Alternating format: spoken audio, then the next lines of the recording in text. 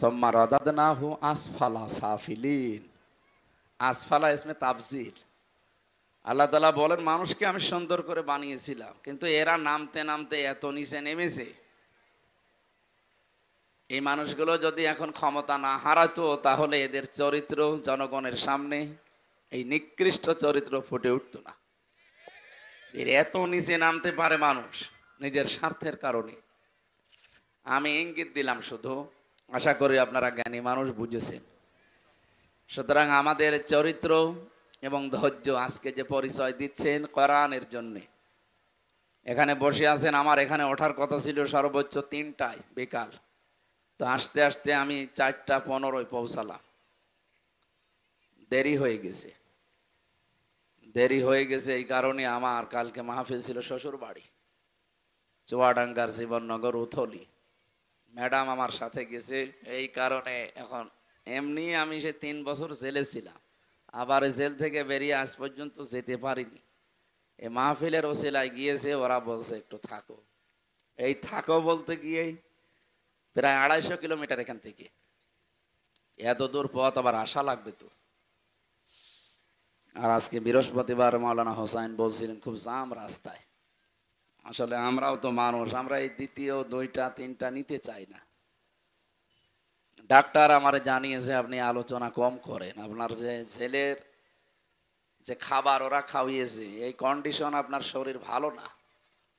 সর্বোচ্চ রাত 10টার পরে আপনি আর জেগে থাকবেন না, তাহলে ওই রোগ আবার বেড়ে যাবে। আর দিনে রাতে এইভাবে প্রোগ্রাম করার দরকার নেই। অন্তত সপ্তাহে 2-3টা করেন আর 2-3 দিন বাড়ি থাকে। 2-3 দিন বাড়ি থাকা দূরের কথা, ম্যাডামের কাছে যেতে হলেও হিসাব করে যাওয়া লাগছে। এই রকম টাইট অবস্থায় আছে। আজকে আমার মায়ের সাথে দেখা করতে গিয়েছে সর্বোচ্চ 5 মিনিট। এইভাবে জীবন খুব কঠিন হয়ে যাচ্ছে। তারপরেও লা ইউকাল্লিফুল্লাহু নাফসান ইল্লা ওয়াসআহা, কোরআনে কারিমে আল্লাহ দিয়েছেন, কারো সাধ্যের অতীত বোঝা আমি তার উপরে চাপিয়ে দেই না। আমাকে আল্লাহ যে কষ্ট আমার উপরে যাচ্ছে, যদিও এইটা আমার দ্বারা সহ্য করা সম্ভব, এই জন্যে আল্লাহ দিয়েছেন, নাই তো দিতেন না। আমার সাধ্যের অতীত যদি হয়ে যেত, তাহলে আল্লাহ এই কষ্ট আমাকে দিতেন না। আমার সহ্যের ভেতরে আছে, এই জন্যে অন্তত আমি টিকে আছি। আল্লাহ যেন দ্বীনের জন্য কষ্ট করার তৌফিক এবং ধৈর্য আমাকেও আপনাদের মতো দান করেন। আমি ক্ষমা এবং সরি আপনাদের কাছে, অন্তত ঠিক সময়ে আসতে না পারার কারণে। কষ্ট যারা পেয়েছেন, একটু একটু বসেন না কেন? জায়গাটা খারাপ নাকি? জায়গাটা কি ভেজা নাকি? বসলে তো ভালো লাগে। যারা আসতেছেন দেখেছেন স্রোতের মতো মানুষ আসতেছে। বসেন বসেন, ওই জায়গাও পাবেন না শেষে। তাড়াতাড়ি বসেন, আমরা 1 ঘন্টার সময় পাবো মাত্র। তেলাওয়াতকৃত আয়াত থেকে তাফসীরুল কোরআন মাহফিল লিখেছেন। এটা দুনিয়ার কোনো অনুষ্ঠান না, এর সম্পর্ক সব আখেরাতের সাথে। কিসের সাথে? আখেরাত তৈরি করার জন্য এই অনুষ্ঠান আমাদের আজকে দরকার। এখান থেকে আমরা কিছু পুঁজি তৈরি করে নিয়ে যেতে চাই। আল কাজ্জিসু মান দানা নাফসাহু ওয়া আমিলা লিমা বাদাল মাউতি ওয়াল আজিজু মান আতবা নাফসাহু হাওয়াহা ওয়া তামান্না আলাল্লাহ। তিরমিজি শরীফের হাদিস। বিশ্বনবী বলেন, ওই নারী পুরুষ ওটা বুদ্ধিমান যে আখেরাতের জন্য কাজ করে, আল্লাহর উপরে ভরসা করে। আর ওইটা নির্বোধ, পাগল, অজ্ঞ, যে আখেরাতের কোনো কাজ কারবার নেই, আন্দাজে আল্লাহর উপরে ভরসা করে থাকে। কালেমা যখন পড়েছি জান্নাত একদিন যাব, এরকম ধারণা আমাদের নেই। এই কথা বলে না কেন? হযরতে আবু হুরায়রা এই কথাটা শোনার পরে নবীজিকে বললেন, হে নবী, আপনি যে বললেন মান ক্বালা লা ইলাহা ইল্লাল্লাহ দাখালাল জান্নাহ, যে ব্যক্তি লা ইলাহা ইল্লাল্লাহ বলবে সে জান্নাতে চলে যাবে। আমি এই কথা মানুষকে জানাবো। নবীজি বললেন, ঠিক আছে যাও। উনি এক দৌড়ে যাকে রাস্তায় পায় তাকেই বলে, দেখো এই মাত্র শুনে আসলাম বিশ্ব নবী জানিয়েছেন মান ক্বালা লা ইলাহা ইল্লাল্লাহ দাখালাল জান্নাহ, যে ব্যক্তি লা ইলাহা ইল্লাল্লাহ পড়বে সে জান্নাতে চলে যাবে। না গিয়েছে? না না, দাখালা এটা মাজি, অতীতের শব্দ, এটা পাস্ট। তার মানে নবীর এই কথা অনুযায়ী আমরা বিশ্বাস করতে পারলাম যে ব্যক্তি লা ইলাহা ইল্লাল্লাহ একবার জীবনে বলবে সে জান্নাতে যাবে না, চলে গেছে। কি করেছে? বলেন বলেন। এটা ক্লাস চলছে। কিন্তু আপনি জীবনে যদি স্কুল কলেজ মাদ্রাসায় নাও যেয়ে থাকেন, এটা আপনার জীবনের প্রথম মনে করেন ক্লাস চলছে। ছাত্র ওই যে 1-2 যারা পড়ে দেখেছেন কেরম জবাব দেয়, ওইরকম করে জবাব দেবেন যদি বুঝে থাকেন, আর না বুঝলে চুপ করে থাকবেন। জান্নাতে চলে গেছে না জান্নাতে যাবে? গেছে। প্রশ্ন হচ্ছে এখনো তো আমরা মারা যাইনি, জান্নাতে গেলাম কি করে? নবীর এই কথাটা একটু ভুল আছে নাকি? হ্যাঁ, আল্লাহর কথায় যেমন ভুল নেই সন্দেহ নেই, নবীজির কথায়ও ভুল নেই সন্দেহ নেই। কারণ নবীজি নিজের মতো করে কথা বলতেন না, আল্লাহ বলাতেন তাই বলতেন। সুতরাং তো নিজে বললেন যে দাখল আল জান্নাহ, কালেমা পড়লে সে জান্নাতে চলে গেছে, এর অর্থটা কি? হঠাৎ পথের ভেতর হযরতে ওমরের সাথে দেখা, জিজ্ঞাসা করলেন এ কথা কে বলেছে, কোথায় পেলে? আচ্ছা, নবীজি বলেছে, দিয়েছে এক চড়। যেই বলেছে নবীজি, একটা আষাঢ় দিয়েছে। আপনি আমারে বলেন কেন? আমি তো শুনি আসলাম, এখনো নবীজি মসজিদে নববীতে বসা আছে। গেলেন, জিজ্ঞাসা করলেন হে নবী, আপনি কি এই কথা বলেছেন? বিশ্ব নবী বলেন হ্যাঁ, নাম আমি বলেছি। হযরত ওমর কিন্তু জ্ঞানী মানুষ ছিলেন, শিক্ষিত মানুষ ছিলেন, তিনি বিচক্ষণ ছিলেন। ওই জামানায় আরব জাহানের ভেতরে যারা 10 জন মানুষ শিক্ষিত, তার ভেতরে হযরত ওমর একজন। তিনি আমাদের মতো হুসুকে বাঙালি না, আন্দাজে এক কথা শুনলেই পেছনে দৌড় দেয় না। কথাটা শোনার পরে চিন্তা করলেন, নবীজি তো মান ক্বালা লা ইলাহা ইল্লাল্লাহ দাখালাল জান্নাহ বলেছেন, ইয়াদখুলুল জান্নাতা বলতে পারতেন যে জান্নাতে যাবে। নবীজি জান্নাতে চলে গেছে কথা বললেন কেন? হযরত আবু হুরায়রা হয়তো অত বড় বিচক্ষণ ছিলেন না, এজন্য তিনি নবীর এই কথার অর্থ বোঝেননি। ওনাকে সাথে নিয়ে বলছেন হে নবী, আপনি এই কথা বললেন? বলে হ্যাঁ বলেছি। কেন বলেছেন? বলে আল্লাহ আমাকে জানিয়েছে। আল্লাহ জানিয়েছে বুঝলাম, কিন্তু জান্নাতে চলে যাবে না আগে গিয়েছে কথা বললেন কি করে? নবীজি বললেন আমি এই কারণে বলেছি, দাখালাল জান্নাহ শব্দের ভেতরে ব্যাখ্যা আছে। কোন মানুষ যদি সত্যিই মন থেকে কথা বলতে পারে লা ইলাহা ইল্লাল্লাহ, এই শব্দের ভেতরে যত হারাম কাজ আছে, নিষিদ্ধ কাজগুলো জানার পরে সে ছেড়ে দেয়, হালাল যেগুলো আছে বৈধ আছে জানার পরে জীবন থাকলে আঁকড়িয়ে ধরে, আমি তাদের জন্য এই শব্দটা প্রয়োগ করেছি যে দাখালাল জান্নাহ, সে জান্নাতে চলে গেছে। হযরত ওমর বললেন হে নবী, এই কথাটা তো বলে না, শুধু বলেছে লা ইলাহা ইল্লাল্লাহ দাখালাল জান্নাহ। তাহলে মানুষ তো নামাজ রোজা ইবাদত বন্দেগী সব ছেড়ে দেবে। এই জন্য যারা এই ধান্দায় আছেন যে কালেমা যখন পড়েছি জান্নাত একদিন যাবই, ঠিক আছে, তা হালালকে হালাল জানা লাগবে না, হারামকে হারাম জিনিস ছেড়ে দেওয়া লাগবে না। প্রশ্ন আসতে পারে আমি জানি, জানেন, কিন্তু বাস্তব জীবনে আমাদের এইগুলো প্র্যাকটিক্যালি আমল নেই। আর এটা স্মরণ করিয়ে দেওয়ার জন্য আজকের এই অনুষ্ঠান। কথা বলেন ঠিক কি না? সুতরাং যে আল্লাহ আমাদেরকে দিনের বেলায়, আমাদেরও কাজ ছিল, হাজারো কাজ বাদ দিয়ে কোরআনের জন্য ময়দানে নিয়ে আসলেন, কোরআনের তাফসীর শোনার জন্য। খুশি হয়ে বলেন আলহামদুলিল্লাহ।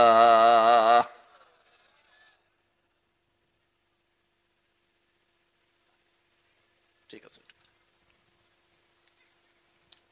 দরুদ আর সালাম পড়ছে আমাদের নবী। কারণ কোন অনুষ্ঠান যদি আল্লাহর আরশে পৌঁছাতে হয়, এ পৃথিবীতে কোনো বাবার নামে পীর সাহেবের গুণগান করে আপনি পৌঁছাতে পারবেন না। অনুষ্ঠান যত বড় হোক ছোট হোক, যে কোনো ইবাদত বন্দিগি হোক, ওটা যদি আপনি মনে করেন যে এটা আমার আল্লাহর দরবারে কবুল হয়ে যাক, তাহলে ওটার আগে পরে দরুদ শরীফ পড়া লাগবে। কি পড়া লাগবে? আমরা যেটা একটু আগে পড়লাম না একবার, তাহলে বিশ্বাস করতে পারি এই অনুষ্ঠান যত ছোট হোক, মানুষ যেই কয়জন হোক, এটা আল্লাহর দরবারে ইবাদত হিসাবে কবুল হয়ে গেছে। প্রশ্ন হচ্ছে যে কথাগুলো বললাম আমি দরুদে, ওইগুলো আমার প্র্যাকটিক্যাল জীবনে থাকা লাগবে। কথা বলে না কেন? আমি বলি এক মুখ দিয়ে, অথচ আমার প্র্যাকটিক্যাল লাইফে এগুলো সেট করা নেই। আমি আন্দাজে এ মুখের চামড়ার মুখ হবে না, এর সাথে আরো দুইটা সম্পৃক্ত আছে। আপনার অন্তর দিয়ে বলা লাগবে এবং বাস্তব জীবন এটা দেখানো লাগবে। তাহলে কি বললেন আপনি একটু মিলান তো। আপনি কি মন থেকে দরুদ শরীফ পড়েছেন? তো বলেন না কেন? হাদিস হচ্ছে পৃথিবীর যে কোনো প্রান্ত থেকে যদি নবীর কোনো উম্মত একবার দরুদ শরীফ পড়ে, ফেরেশতারা ওইটা নিয়ে নবীর রওজার কাছে শোনায়। নবীজি বলেন আমি শোনার পরে উত্তর দেই আর তার জন্য আমি মাগফিরাতের দোয়া করি। সুবহানাল্লাহি ওয়া বিহামদিহি। আমরা হাদিস সারা জীবন শুনি যে নবীজির সুপারিশ ছাড়া আমির হামজা না, ওর বাবাও জান্নাত পাবে না। পাবে? আপনি নিজের ইবাদত বন্দেগী একেবারে আকাশ পরিমাণ করলেও জান্নাত যেতে পারবেন না বিশ্ব নবী যদি আমাদের জন্য সুপারিশ না করে। সেই হিসাবে আমার বর্ণনা যে কথাগুলো বললাম, দেখেন তো আমরা সুপারিশ পাবো কিনা।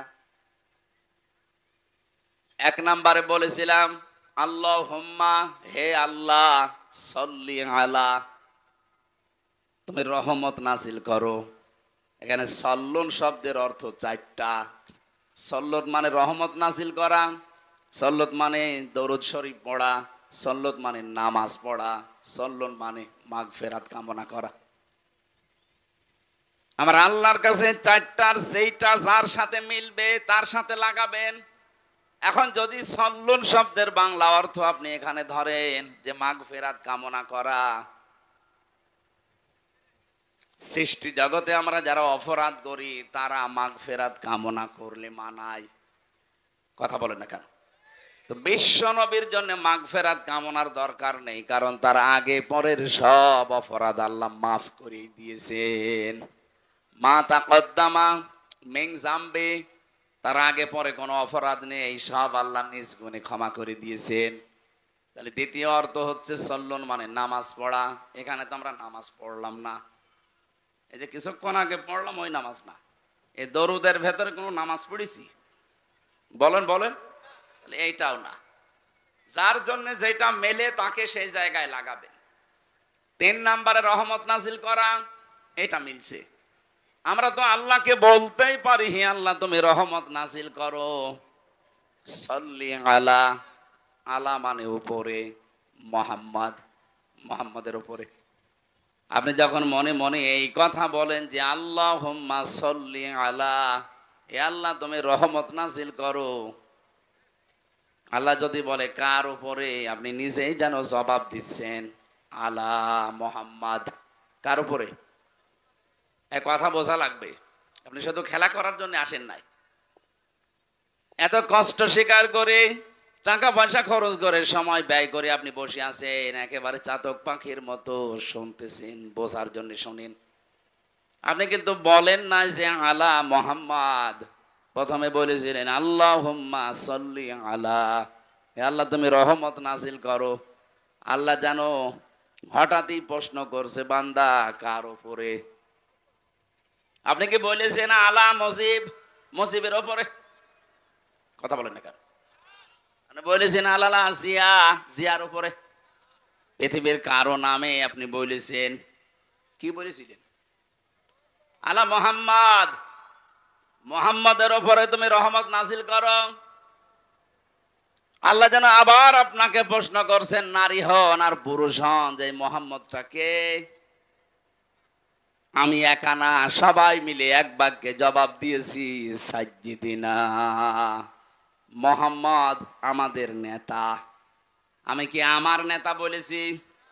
বলেন বলেন। তাহলে সাজ্জিদ তো বলতাম যে আমার নেতা। সাজ্জিদিনা এক আলিফ টান দিলেন, জামা মোতাকাল্লিম, আমরা সবাই মিলে বললাম আল্লাহ সাজ্জিদিনা, মোহাম্মদ যেমন তেমন মানুষ না, উনি আমাদের সকলের নেতা।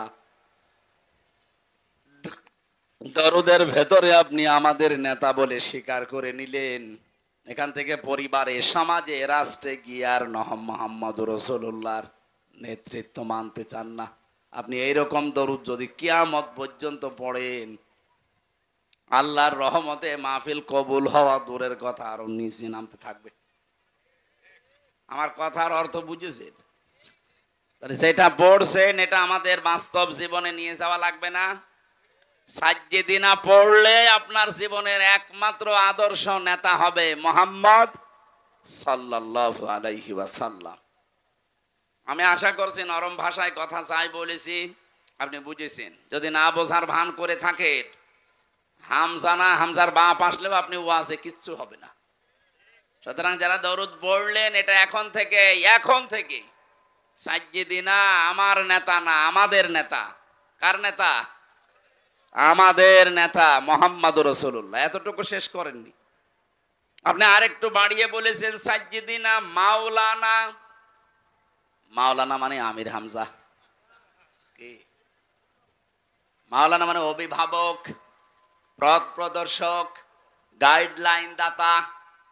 যিনি আমাদেরকে এই পৃথিবীতে জান্নাতের পথ দেখিয়েছেন, তিনি আমাদের আদর্শ অভিভাবক। এই জায়গায় শব্দগুলো বাংলাদেশ, ভারত, পাকিস্তানের মানুষেরা বেশি ভুল করে। আপনি দরুদের ভেতরে পড়ছেন মাওলানা, সে তো আমার না, আমাদের সকলের অভিভাবক, পথ প্রদর্শক, গাইডলাইন দাতা। অথচ এখান থেকে দরুদ পড়ে বাইরে গেলে নবীজির পথ মতো আর চলতে চান না। তখন নিজে একটা পথ বের করে নেন। আপনি নবীজির 63 বছরের পুরা জীবন পড়ে দেখেন তো, আপনি যে জিকির করেন, এই জিকির নবীজি জীবনে এইভাবে করেছে কিনা। আপনি যে বললেন মাওলানা, তিনি আমার গাইডলাইন দাতা, যেভাবে গাইডলাইন দেয় আমি ওইভাবে ফলো করি। তো আপনার জিকির তো নবীজির ফলো অনুযায়ী হচ্ছে না। সুতরাং আজকে থেকে সিদ্ধান্ত নিয়ে যাবেন, আমি যাই করি না কেন, যদি আমি টয়লেটেও বসি, আমি মাওলানা এ ঘোষণা দিয়ে এসেছি বগুড়ার মাটিতে যে আমি গাইডলাইন পাবো, নবীজি যেইভাবে টয়লেটে গিয়েছে আমি ওইভাবে যাব। এই কথা বুঝতেছেন? আমার মনে হয় ফ্যানটা একটু ঘুরিয়ে দিলে দিকে, আমার সমস্যা হচ্ছে। কেন এখান থেকে একটু টান দেওয়া যাচ্ছে না? একটু ঘুরিয়ে দিলে তো হয়। না না, ওইদিকে থাক, যারা আছে তাদের লাগবে। ঠিক আছে, বসেন বসেন। আমার মনে হয় এখানে শিক্ষিত মানুষ আছে, এরা যা শুনছে যেভাবে, যদি মানতে পারে মাহফিল সাকসেস। আর যদি এখানে সব রেখে চলে যায়, তো আমার বেকার খালি বকবক করা হবে। একটু খেয়াল করে বিবেকটা কাজে লাগাবেন আজকে। আপনি টয়লেটে গেলেন, মুহাম্মদুর রাসূলুল্লাহ যেভাবে গিয়েছে ওইভাবে ডান পা দিয়ে প্রবেশ করলেন, হবে?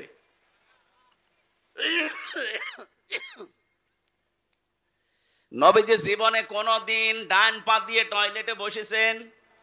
বলেন বলেন। কি দিয়ে? আরো জোরে। বাম পা দেওয়ার সময় তিনি বলতেন আল্লাহুম্মা ইন্নী আউযু বিকা মিনাল খুবুসি ওয়াল খাবাইস। খুবসি না, খুবুসি, বহু বচন এটা। কারণ জিন শয়তান, জিন পরি অনেক আছে, একটা না। পৃথিবীতে সবচাইতে বেশি শয়তান আনন্দ পায় নারী এবং পুরুষের লজ্জায় স্থান দেখে। কারণ শয়তান যৌনবাদী ও যৌনতা ছড়াতে ভালোবাসে। আমরা যেহেতু সব জায়গায় পোশাক আশাক পরে থাকি, টয়লেটের সময়টা লজ্জাস্থান উলঙ্গ করা লাগে, উন্মুক্ত করা লাগে, এই জন্যেও ওখানে বসে থাকে। নবীজি শিখিয়েছেন ওখানে যাবার আগেই বলবা আল্লাহুম্মা, হে আল্লাহ, ইন্নি অবশ্যই আমি, আউযু বিকা তোমার কাছে আশ্রয় চাই, সাহায্য চাই, মিনাল খুবুসি ওয়াল খাবাইস যত রকমের জিন পরি যা আছে দুষ্টু, ওরা যারা উৎপত্তি আছে আমার লজ্জা স্থান দেখার জন্য আমি ওদের থেকে আশ্রয় চাই। বিশ্বনবী বলেন এটা পড়ার পরে যখন মানুষ টয়লেটে বসবে, এই শয়তানের চোখে ধুলা লেগে যায়। তাহলে এখান থেকে একটা মাসলা বের হয়, শয়তান যৌনবাদী ও যৌনতা ছড়াতে ভালোবাসে।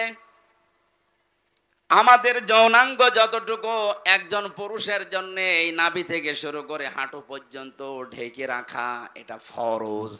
এটা কি? নামাজ পড়া যেমন ফরজ, একটা পুরুষের যদি পোশাক আশাক থাকে তাহলে তার নাভি থেকে হাঁটু পর্যন্ত মাস্ট বি ঢেকে রাখাই লাগবে। যদি এতটুকু কাপড় না থাকে তাহলে আপনার এই গুনাহ হবে না। কাপড়ই নেই, আপনি মাপ। কাপড় থাকলে মাস্ট বি এতটুকু ঢাকাই লাগবে।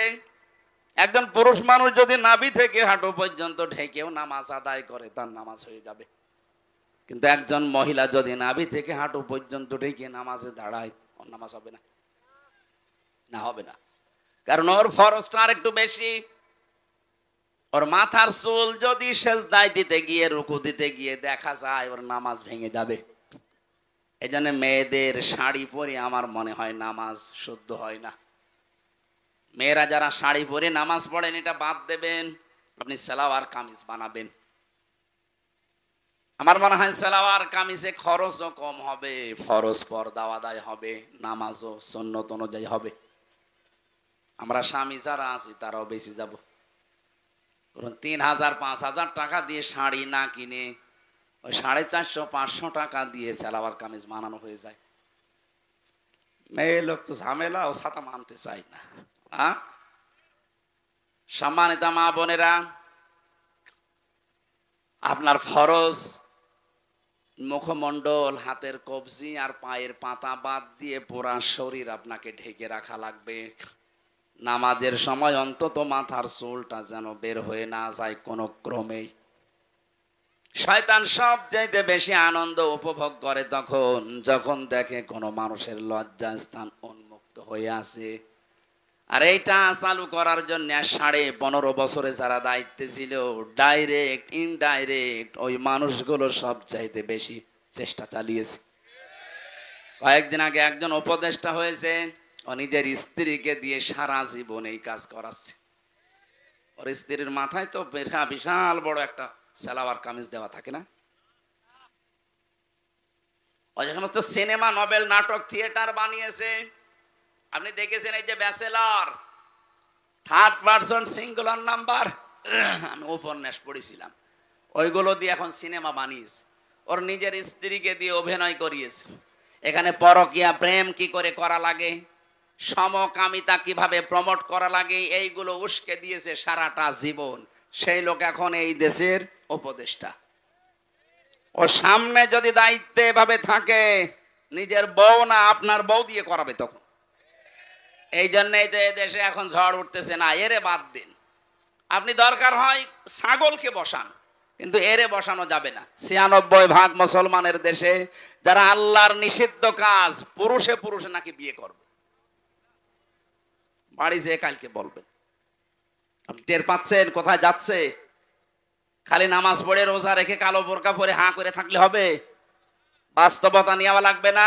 আপনার মেয়ে কালকের দিন পরে নিয়ে চলে যাবে, বলবে যে না দেওয়া লাগবে।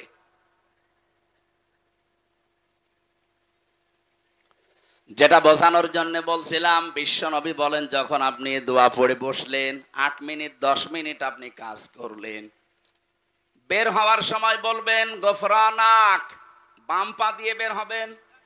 বলেন বলেন। প্রতিটি কথা থেকে শিক্ষা নেওয়া লাগবে যে আমি কি করি আর আসলে কি করা দরকার। ছোট কাজ না এটা। এইটাও নবীজি গাইডলাইন দিয়েছেন যে ডান পা দিয়ে এবার বের হবা, বাম পা দিয়ে বের হওয়া যাবে না। পৃথিবীর নিকৃষ্ট জায়গার ভেতরে যেহেতু একটা পায়খানা, কথা বলেন না কেন, যেন ওখানে যতক্ষণ থাকবেন বাম পা দিয়ে থাকবেন। বের হওয়ার সময় আপনাকে যেহেতু দুনিয়া আরেকটু ভালো জায়গায় যাচ্ছেন, ডান পা দিয়ে বের হওয়ার সময় মুখ বন্ধ করে থাকবেন না। প্রথমেই বলা লাগবে গফরানাক, হে আল্লাহ আমি মাপ চাই। কেন? কারণ এই 8-10 মিনিট আমি তোমার কাছে ক্ষমা চাইতে পারিনি, আমি একটা কাজে ছিলাম, দয়া করে আমাকে তুমি মাফ করে দাও। আলহামদুলিল্লাহিল্লাযী আযহাবা আন্নিল আযা ওয়া আফানি, প্রশংসা তো তোমার জন্য, কারণ তুমি আমার পেট থেকে গান্ধা এবং অপবিত্র কষ্টদায়ক জিনিসগুলো বের করে দিতে। যদি তুমি না দিতে, এটা বের করার জন্য আমার আবার অপারেশন করা লাগবে। যাদের পাইলস হয়, অর্শ হয়, ফিস্টুলা হয়, আপনি দেখেছেন বাস্তবতা তার কারে কে বলে 10 মিনিট 8 মিনিট না, ঘন্টার পরে ঘন্টা লোকটা বসে আছে ওই রকম জায়গায়। আল্লাহ যদি সত্যি আপনাকে গান্ধা জিনিস বের করে না দিতেন, ওটা কেটে বের করে লাগার জন্য অপারেশন করা লাগতো। হাদিস পড়েছি, কোন মানুষ যদি সত্যি এই দোয়াটা পড়ার সময়, বের হওয়ার সময় আমল করতে পারে, এরকম কঠিন রোগ থেকে আল্লাহ তারে আস্তে আস্তে বাঁচিয়ে দেয়। জীবনে দোয়া অনেকে আছে পড়েই। আমার বোঝানোর বিষয় ছিল যে দোয়াটা পড়ে আসলেন, গেলেন, 8-10 মিনিট সময় কাটালেন, পড়াটা নবীজির গাইডলাইন মতো হয়েছে, এই জন্য পড়াটাই এবাদত। কথা বলেন না কেন? এটা যে এবাদত মানেন তো? আপনি মনে করছেন আমি 10 মিনিট টয়লেটে থাকলাম, এটা আবার এবাদত হয় কি করে? হ্যাঁ, কারণ এই তরিকাটা রাসূলুল্লাহর। এ তরিকা যদি আপনি আব্রাহাম লিঙ্কনের মতো করেন, আপনি যদি জো বাইডেনের মতো যান আর বের হন, ডোনাল্ড ট্রাম্পের মতো যান আর বের হন, ওইটা তখন আর এবাদত হবে না। ওটা কিয়ামতের দিন আপনাকে আল্লাহ হাজির করবে ওই ট্রাম্পের সাথে, কারণ আপনার গাইডলাইন দাতা, আপনার আদর্শ, আপনার অভিভাবক হয়ে দাঁড়িয়েছে পথ প্রদর্শক ট্রাম্প। কথা বলে না কেন? তাহলে আমাদের বাস্তবতা শুধু মাওলানা পড়লে হবে? আমি তো একটা বললাম জিকিরেরটা। দুনিয়ায় যত রকমের কাজ আছে, প্রত্যেকটি কাজে যে অনুসরণ করা লাগবে মুহাম্মদুর রাসূলুল্লাহ। কেউ বাজারে গেছে, কিভাবে দরদাম করবে, কিভাবে তার ক্রেতা বিক্রেতার বিক্রি হবে। আল্লাহ, আমি বাইরে যদি জীবনে যেতে পারি, আমার আর আশা ছিল না যে আমি বাইরে যাব, কারণ ওরা যে অবস্থায় রেখেছিল মনে হয়েছিল মারা যাব। 24 ঘন্টা ওরা আমার নজরদারিতে, তালাবদ্ধ অবস্থায় যোগাযোগ বিচ্ছিন্ন করে রেখে দিয়েছিল। জানতাম না যে বাইরে কেউ আছে না নেই। এমনিতেও টেনশনে তো বিভিন্ন রোগ এমনি হয়নি, এই কারণে হয়েছে। কোনোদিন আশা করি নাই যে বাইরে বের হব। তারপরও যদি আল্লাহ তুমি বাইরে বের করো, তো অন্তত তোমার বান্দা বান্দিদের সামনে যখন আমাকে নিয়ে যাবে, কোরআনের কথাগুলো, হাদিসের কথাগুলো এমন সহজ ভাবে যেন বলতে পারি, মানুষ যেন সত্যি সহজে, বাচ্চা যেমন মায়ের কথা বুঝে ফেলে, আমার সামনে যারা এরা যেন আমার সহজ ভাবে বুঝে। আপনারা বুঝতেছেন? বুঝতেছেন কথা? সুতরাং দরুদ শরীফ যে যেই কায়দায় পড়ছেন হচ্ছে না। আপনার সাজ্জিদিনাও ঠিক নেই, মাওলানাও ঠিক নেই। আপনি মাওলানা মানেন গিয়াসউদ্দিন তাহেরিকে, ও যেভাবে জিকির করে আপনি ওইভাবে জিকির করেন। তার মানে আপনার জিকির, আপনার মাওলানা গিয়াসউদ্দিন তাহেরি। এই কথা বলছেন না কেন? আপনার মাওলানা, আপনার জিকির হওয়া লাগবে তো মুহাম্মদুর রাসূলুল্লাহর মতো। কথা বলেন না কেন? আপনার ব্যবসা হওয়া লাগবে মুহাম্মদুর রাসূলুল্লাহর মতো। আপনার রাজনীতি হওয়া লাগবে মুহাম্মদুর রাসূলুল্লাহর মতো। আপনার অর্থনীতি হওয়া লাগবে মুহাম্মদুর রাসূলুল্লাহর মতো। হ্যাঁ, আপনি নামাজ পড়েন রসুলের মতো, রোজা রাখেন ওনার মতো, ব্যবসা করেন আব্রাহাম লিঙ্কনের মতো। এলাকায় বহু মানুষ এমন আছে নিজে টাকা ছেড়ে রাখে, 1000 টাকা দিয়ে দেয়, প্রত্যেক মাসে 100 টাকা করে বেশি করে নেয়। এটা মনে হয় এখনো শুরু হয়নি। হ্যাঁ, এই এলাকায় এই সুদের সাথে জড়িত, তাহলে সে মায়ের সাথে জেনা করছেন। এই কাজ করছেন কারা? হাত তোলেন তো। আন্দাজ হয় আপনারা যে মিথ্যা কথা বললে যে এলাকায় আছে, কই একটা লোক তো নেই। ওই রকম মানুষ এখানে আমি জানি যে আসবে না, কারণ ও আসলে তো ধরা খাবে। সুতরাং এখানে যারা আছে কাজের ভেতরে আমরা নেই। যদি কেউ থেকে থাকেন আজকে এই মুহূর্তে তাওবা করে চলে, না খেয়ে মরে যান ভাই। মায়ের সাথে জেনা করে মরে যাবেন? জেনার শাস্তি জানেন? কোরআনে কারিমে সূরা ফুরকানের 68 নম্বর আয়াতের মাঝে আছে, ওয়ালা ইয়াজনুন, জেনা করবা না, কারণ জেনা করলে ইউদাফ লাহুমুল আযাব। আল্লাহ বলেন জেনার শাস্তি ডবল হবে। এখন যদি বলেন কই আমি তো কোনোদিনই জেনা করিনি, কিয়ামতে আপনার আমলনামায় এটা উঠে থাকবে যে আপনি মায়ের সাথে জেনা করে এসেছেন। যারা এই যে টাকা ছেড়ে রাখে, টাকা আসে। 1 বিঘা জমি আপনি আমার কাছ থেকে নেন, নেওয়ার সময় হয়তো 70-80 হাজার টাকা দিয়ে দেন। 1 বছর 2 বছর 5 বছর করে খাবেন। টাকা যখন ফেরত দেব, জমি তখন ফেরত নেব। এই সিস্টেম আছে। এইটাও সুদ ভাই। এটার কি বলে বাংলায়? এগ্রিমেন্ট। সে যে এগ্রিমেন্ট তো ইংরেজি হয়ে গেল, বাংলায় কি বলে? বন্ধকি। এই কাজে এই যে যেহেতু এটা জমিন না, এই যে বিভিন্ন জমি আছে, এখানে 1 বিঘা জমি দিলে 60,000 70,000 টাকা নেয়। 1 বছর করে খাবেন, যখন টাকা ফেরত দেবেন তখন আপনাকে জমি দেব। কারা কারা এই কাজে আছেন? আমি কিছু বলছি না, হাত তোলেন তো। এই 2 জন। ও, ঠিক আছে ভাই, আলহামদুলিল্লাহ। না, এদের সাহস আছে, বগুড়ার মানুষ তো, তারেক জিয়ার মতো সাহস আছে। বলেন তো, আপনি যে এই কাজ করেন, এ কি না জেনে করেন না জেনে করেন? না জেনে। তাহলে এখন যেহেতু জেনে ফেলছে, এরপরও যদি করেন, আপনি এতদিন বলতে পারতেন আল্লাহকে যে আল্লাহ আমি জানতাম না, এখন কি করব? এখন যদি বলেন যে আমি জানতাম না, তাহলে মিথ্যা বলা হবে। আর অনেকে মনে করছে আল্লাহ এ তো না আসাই ভালো ছিল। হ্যাঁ, এখানে একটা কথা আছে, যে মানুষগুলো এই ধান্দায় থাকে যে আমি জানতাম না তাই মানতাম না, তার ডবল গুনাহ হবে। এই কথা বুঝতেছেন? কোন মানুষ যদি কোনো বিষয়ে জানে কিন্তু মানে না, তার গুনাহ হবে একটা। আর কোন মানুষ জানেও না মানেও না, গুনাহ হবে কয়টা? দুইটা। কেন? কারণ জানাও ফরজ, মানাও ফরজ।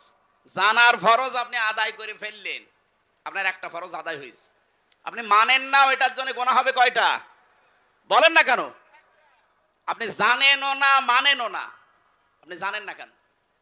প্রশ্ন হচ্ছে আপনি জানেন না কেন? আমি কি জেনে এসেছি দুনিয়ায়? আমি তো আপনার মতো মায়ের পেট থেকে এসেছি। আমি যদি জানতে পারি ইসলামের নিয়ম, আপনার কি হয়েছে? আপনি এইটার জবাব দিতে পারবেন না। এই জন্য যে ব্যক্তি বলে যে জানি না তাই মানি না, আজকে তো জানলেন। আর এই কারণেই তো অনুষ্ঠানগুলো দেওয়া হয় যে আপনি কেন যেন জানেন। তাহলে সেই 4-5 জন হাত তুললো যে ওনারা জমি বন্ধকি দেয়, এগ্রিমেন্ট করে 60,000 70,000 টাকা নেয়, করে খায়, আবার টাকা ফেরত দিলে জমি ফেরত দেয়। এটা মায়ের সাথে জেনা করার গুনাহ হচ্ছে। এটা থেকে মুক্ত হওয়া লাগবে না? আমার মনে হয় এই মাসলা বলা ভুল হয়ে গেল নাকি? এটা মানবেন তো যদি আমি এখন পদ্ধতিটা বলি? এই মানা যাবে না ইনশাল্লাহ? আরে ভাই, আপনি কার জন্য কি করে যাচ্ছেন আমার তো বুঝে আসে না। আমি আপনার সন্তান, আমার জন্যই করছেন। আপনি 200 বছর পরে আসবেন, যে বাড়ি ঘর বানিয়েছেন, যে জমি জায়গা রেখে গেলেন, এই জমি জায়গা আসলে আপনার ঠ্যাং ভেঙে ফেলা হবে।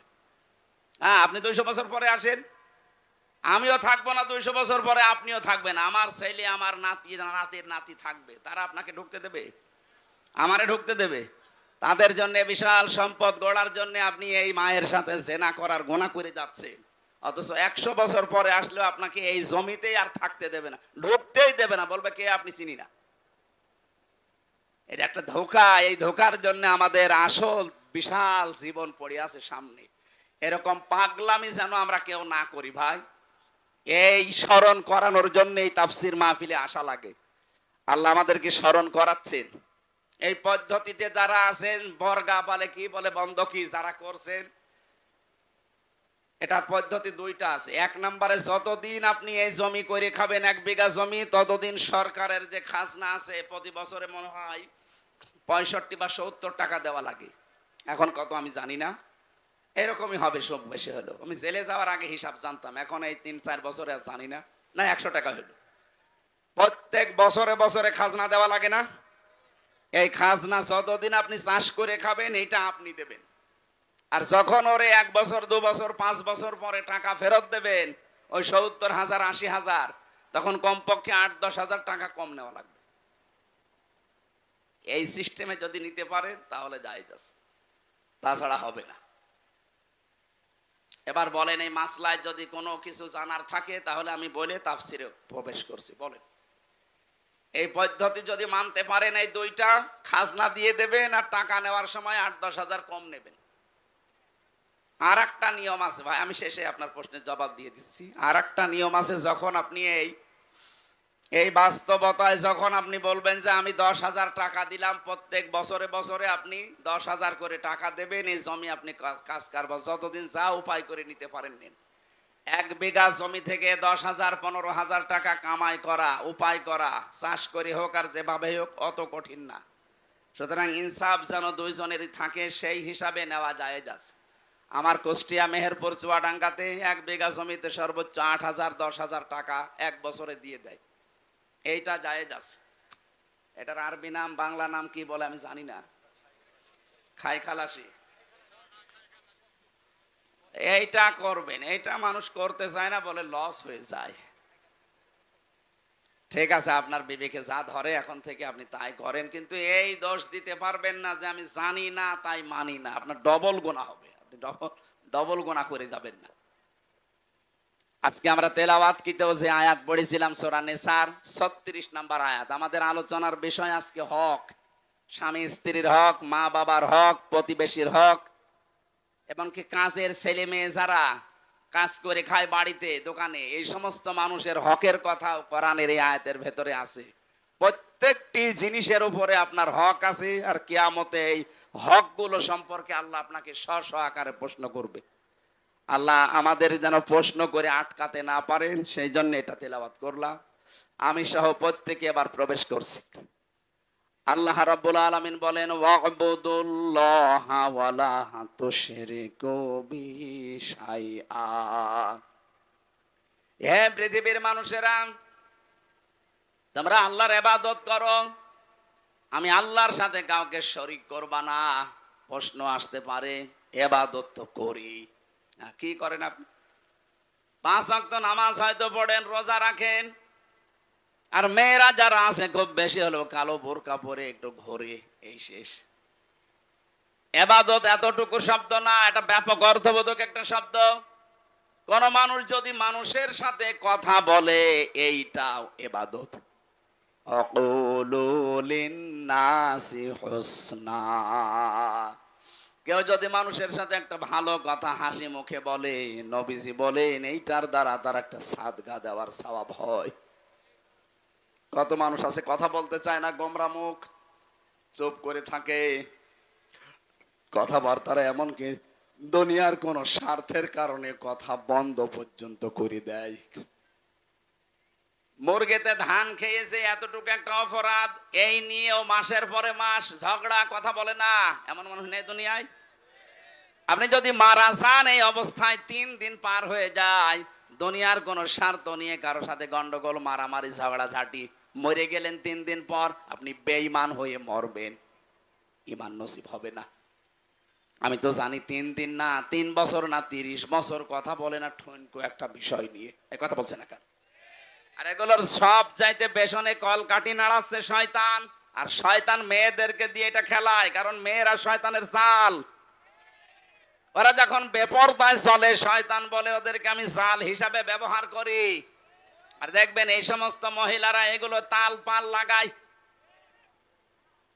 সেই এলাকাতে দেখবেন এই যে তালাতালি করা, এর কথা ওর কাছে লাগানো, মানুষের সম্পর্ক নষ্ট করে দেওয়া একটা গুনার কাজ। এটা যখন বেশি চালু হয়ে যায় কোন এলাকার ভেতরে, ওই এলাকার মানুষ ভালো হয়ে গেলেও তাদের দোয়া কবুল বন্ধ হয়ে যায়। মুসা আলাইহিস সালামের জামানায় একবার বৃষ্টি বন্ধ হয়ে গিয়েছিল বহুদিন। তিনি তার উম্মতদেরকে নিয়ে এরকম একটা ময়দানে দোয়া করলেন, 2 রাকাত নামাজ আদায় করে, রব্বুল আলামিন বৃষ্টি বন্ধ হয়ে গেছে। এগুলো নাই আমার উম্মত, আমার তো কষ্ট লাগে, কিন্তু এদের তো আমি বানাইনি, তুমি বানিয়েছো, তুমি তো মালিক, তোমার কষ্ট লাগে না, বৃষ্টি দাও। 3বার মোনাজাত করলেন, আল্লাহ বলেন হাত ফেরাও, বৃষ্টি হবে না। মুসা নবী তো নাছড় বান্দা, তিনি আল্লাহর সাথে কথা বলতেন, ডাক দিয়ে বলে মাবুদ না, দেওয়াই লাগবে। কেন দেবে না, ওই কারণটা বলো। আল্লাহ তাআলা বলেন বৃষ্টি দিতে পারি, তুমি যাদেরকে নিয়ে দোয়া করছিলে এর ভেতরে একজন নামিমা, তালাতালি করা মানুষ আছে। ওই লোকটা যতক্ষণ এই মোনাজাতে হাজির থাকবে, তোমার দোয়া নবী হলেও কবুল হবে না। হযরতে মুসা নবী বললেন, আল্লাহ তুমি শুধু ওর নাম বলো, দেখো ওর কি করি। আল্লাহ বলছে না, আমি নিজেই নাম ধরে কথা বলতে নিষেধ করি মানুষকে, আর এখন আমি নাম ধরে দিলে তুমি ওরে মারামারি করবা, অপমান করবা, আমি এটা হতে দেব না। মুসা নবী বলে, আল্লাহ তাহলে আমি টের পাবো কি করে? আল্লাহ পাক বলেন, তুমি এই মাসলাটা শুধু ওদের সামনে বলো, ওদের ভেতর থেকে যদি কেউ তাওবা করে নেয়, তাহলে আমি আল্লাহ আমি ভেবে চিন্তে দেখবো। উনি উম্মতদের সামনে বয়ান দিলেন, এখানে আমি নবী একা না, সব নবী যদি এখানে এসে দোয়া করে, দোয়া কবুল হবে না। কারণ এর ভেতরে যে নামিমা, তালাতালি করা মানুষ আছে, এই মানুষটা যতক্ষণ বের হয়ে না যাবে, তাওবা না করবে, ততক্ষণ পর্যন্ত এখানে বৃষ্টি নামবে না। আসলে সবাইকে আমি তাওবা করাই, তাহলে ওই লোকটাও তাওবা করবে। হযরতে মুসা তাওবা পড়লেন। তাওবা মানে এই যে আস্তাগফিরুল্লাহ রাব্বি মিন কুল্লি, এটা তো একটা বাক্য। তাওবা মানে অপরাধের স্বীকৃতি দেওয়া। মনে মনে বলেন আর সামনে প্রকাশ্যে বলেন, ওপেন বলেন, আপনাকে বলা লাগবে যে আমি অপরাধী। এই যে অপরাধ বোধ, এইটা আমাদের ভেতর থেকে আজ উঠে গেছে। অন্যায় করার পরেও অনেক মানুষ বুক ফুলিয়ে টান করে বলে কি করেছি, কি করেছি মানে আপনি কি করেছেন? আপনার বিবেককে প্রশ্ন করেন তো। 15.5 বছরে যারা দায়িত্বে ছিল তাদের বিবেককে যদি একটু প্রশ্ন করে যে কি করেছি আমি। কত মানুষ আমার কারণে মিথ্যা মামলায় জেল খাটতেছে, মিথ্যা সাক্ষী দিয়ে তারে আমি ঘরে থাকতে দেই নাই, তার ব্যবসা বাণিজ্য বন্ধ করে দিয়েছি। না বগুড়া এগুলো ছিল না? সিলেটে এই জেলা আরো বেশি থাকার কথা। কত মানুষ এই দেশে গম হয়ে গেল, খুন হয়ে গেল। আয়না ঘরে আমি 14 বছর পর্যন্ত মানুষ দেখেছি এত বড় বড় নখ হয়ে গেছে, চুল দাড়ি গোপ মনে হচ্ছে যে জঙ্গল থেকে বেরিয়ে আসতেছে। এত বড় বড় নখ দিয়ে এই দেওয়ালের সাথে খসিয়ে খসিয়ে লিখে রাখতো মোবাইল নাম্বার দিয়ে যে ভাই আমি আজ 14 বছর হয়ে গেল, যদি এই নাম্বারটা বাইরে কেউ দিতে পারেন বলবেন যে আমি বেঁচে আছি। কি করেছে আপনি টের পান না? আমি 10 দিন আয়না ঘরে ছিলাম, আমি টের পেয়েছি যে কি করেছেন আপনি। ওখানে আমি 5 বছর 8 বছর 10 বছর 14 বছর একাধারে মানুষ পড়ে আছে, তাদের সাথে আমার দেখা হয়েছে। আর আপনি এখনো বলেন যে আমি কি করেছি। ওখানে যদি আপনার 14 বছর না 14 দিন রাখা যায়, আপনি এমনি হার্ট অ্যাটাক করে মরে যাবেন। এই যে এত বড় বড় অপরাধ করার পরও এখনো পর্যন্ত অনেকের অনুশোচনা নেই, স্বীকৃতি নেই, অনুতপ্ত হওয়ার কোনো আলামত নেই, আরো বৃদ্ধি বাড়তেছে। আপনাকে আল্লাহর ভালো বানাবে না, কারণ যারা অপরাধ করার পরে স্বীকার করে না তাদেরকে আল্লাহ শয়তান বানিয়ে দেয়। হযরতে আদম ভুল করেছিলেন, স্বীকার করেছিলেন, আর শয়তান ভুল করার পরে স্বীকার তো করে নাই, ও আরো আর্গুমেন্ট পেশ করেছে, বলা আনা খয়রুম মিনহু, আমি ওর চাইতে ভালো। কি করেছি আমি জোরে সেজদা দেব? এই যে এই কি করেছি এই কথা বলে শয়তান কে? যারা পালিয়েছে দেখেন তো, তারা এখনো পর্যন্ত মুখ জোর থামে না। এই কথা বলেন না কেন? এই জন্য অপরাধ করার পরে যারা স্বীকার করতে চায় না, সে যেই হোক, পরে আল্লাহ হেদায়েত থেকে বঞ্চিত করে দেয়। আর আমার তো মনে হচ্ছে 15.5 বছর যারা অত্যাচার, জুলুম, নির্যাতন, গুম, খুন আর মিথ্যা মামলা, মিথ্যা সাক্ষী আর চাঁদাবাজি, বিশেষ করে আয়না ঘরের সাথে যারা জড়িত, এদের কপালে মনে হয় আল্লাহর হেদায়েত দেবে না। এত কিছু করা হচ্ছে, এত কিছু বলা হচ্ছে সতর্কবাণী, না এদের কোনো পরিবর্তন নেই, এখনো পর্যন্ত মুখ জোর করে যাচ্ছে। তা আল্লাহ আপনাকে যে পথ দেখাবে, কিছু থাকা লাগবে না? কি দেখে দেবে আপনাকে পথ? সব তো ফেরাউনের মতো কালো বানিয়ে ফেলেছেন। এক কথা বলছেন না কেন? মানুষের সাথে যদি হাসি মুখে কথা বলা ইবাদত হয়, আর আপনি যে দায়িত্ব পালন করতো, আমার এই আয়না ঘরে আমি দেখেছি এই মানুষগুলো বাইরে এসে এরা সংসার করতো কি করে। ওরা তো মানুষই আমার মতো। 24 ঘন্টা একটা মানুষকে যে পায়ের ভেতরে হাত দিয়ে, সামনে রডের ব্যারিকেড দেওয়া, হাত দিয়ে ওরা টাইট করে বেঁধে দিত হ্যান্ডকাপ দিয়ে। আপনি বলেন তো 2-5 মিনিট 10 মিনিট পরে খুলে দিলে হয়? বছরের পর বছর এইভাবে আটকিয়ে রাখে একটা মানুষ। আপনি মানুষ, আর আপনি বলেন আমি কি করেছি? শয়তান পর্যন্ত ওই দৃশ্য দেখে আমার মনে হয় কাঁদবে, কিন্তু এই জালেমদের চোখে কাঁদা তো দূরের কথা, আরো উল্টা পাল্টা কথা, আরো হাসি তামাশা করতো। এই মানুষগুলো বাইরে এসে এরা এদের স্ত্রীদের কাছে থাকতো কি করে, এরা সংসার করতো কি করে? আমরা নাই ভেতরে মাটির নিচে থেকে, আপনাদের সাথে তো তারা বেড়াতো। এই মানুষগুলো তো যে কোনো মানুষের এলাকার মানুষ। এরা এই বাংলাদেশের 64 জেলার এই দায়িত্বে প্রাপ্ত মানুষগুলো, এরা এই বিভিন্ন জেলার মানুষ না? এরা ছুটি নিয়ে অন্তত মাসে 2-5 দিন বাড়ি আসতো না? কিভাবে থাকতো আপনার সাথে? আমার তো বিশ্বাস হয় না, হয় গমের বড়ি খাইতো, নাই লাল পানি খাইতো, তাছাড়া ওর ঘুম আসা সম্ভব না। এই জন্য তাওবা মুসা নবী যখন করেছিলেন, তখন প্রথমে সবাই অনুতপ্ত হয়েছে, অনুশোচনা হয়েছে, ঘোষণা দিয়েছে যে হ্যাঁ আমরা অপরাধী, দুই নম্বরে, জীবনের মতো এই কাজ আর কোনো দিন করব না বলে সিদ্ধান্ত নিয়ে অটল থেকেছে। এগুলো নেওয়ার পরে আল্লাহ পাক বলেন এবার দোয়া করো। দোয়া করতে দেরি, বৃষ্টি নাজিল হতে দেরি হয়নি। কি বুঝলেন মুসা নবীর এই হাদিস থেকে? এখানে আমির হামজা না কাবা শরীফের ইমামও যদি এসে দোয়া করে, আর ওই যে তালা তালি করা লোক যদি নারী পুরুষের ভেতরে কেউ থাকে, আজকের এই মাহফিল এই দোয়া কবুল হবে না, মাঠে মারা যাবে। সুতরাং এরকম তালাতালি করার অভ্যাস যাদের আছে, এর কথা ওর কাছে লাগায়, ওর কাছে ওর কথা লাগায়, সম্পর্ক নষ্ট করে দেয়। আপনি আগের থেকে বাড়ি চলে যান। ওই যে একজন চলে যাচ্ছে, যান যান যান যান, তাড়াতাড়ি চলে যান।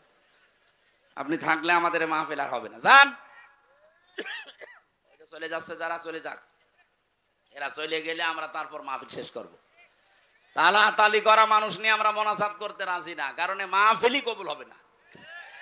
জীবনের মতো অপরাধ থেকে বাঁচা যাবে না যে যাক জীবন চলে যাক, আমি তালাতালি করব না। কার জন্য তালাতালি করে সম্পর্ক নষ্ট করে না? এই অভ্যাস বেশি মেয়েদের ভেতরে। কথা বলুন না কেন? সম্মানিত মা বোনের, আপনার নামাজ রোজা এই কালো বোরকা সব কিন্তু একেবারে মাঠে মারা যাবে, কিচ্ছু কবুল হবে না। মুসা নবীর মতো এত বড় পাওয়ারফুল নবী হাত তুলে বসে আছে, আল্লাহ হাত ফেরত দিচ্ছে, আর আপনি কোথাকার কি? এই জন্য এবাদত এইটাও, কথা বলাও এবাদত। কারোর সাথে যদি রাগ করে থাকেন, ওটা আল্লাহর জন্য রাগ করা লাগবে। ও আল্লাহর বিধান মানতে চায় না, ওকে বোঝানোর পরে এই কারণে ওর সাথে আমার সম্পর্ক ভালো না, এটা কার জন্যে? বলেন বলেন।